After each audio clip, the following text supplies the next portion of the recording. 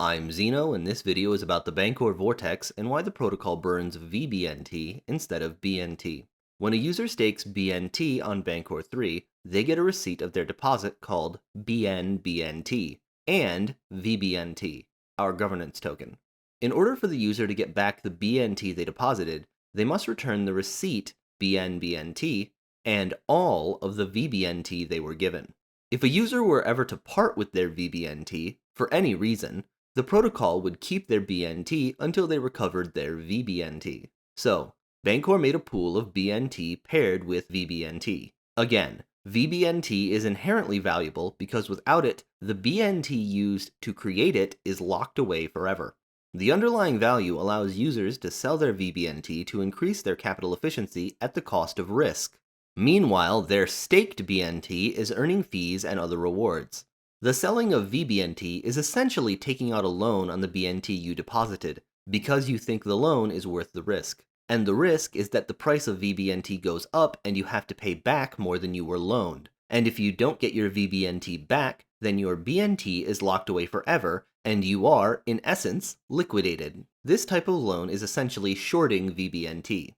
Again, loans create risk. If everyone decided to take a loan on their vBNT, the market would be flooded with vBNT, and the price would tank.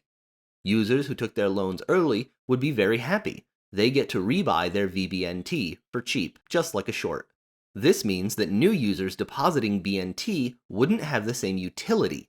Their vBNT wouldn't be able to get them a loan of the same size. So, the protocol introduced a buyback and burn feature on vBNT.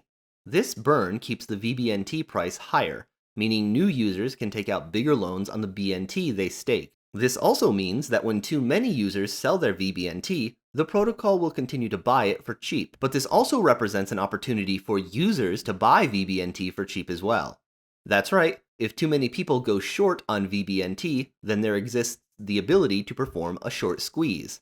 This is one of the factors involved in the ratio between vBNT and BNT changing so dramatically in a short period of time. Every single vBNT burned by the protocol represents one BNT locked away forever. At the time of writing, about 2.8 million vBNT has been burned, which is about 3.3% of the total supply. Each one vBNT burned is essentially a user getting liquidated on a loan of one BNT.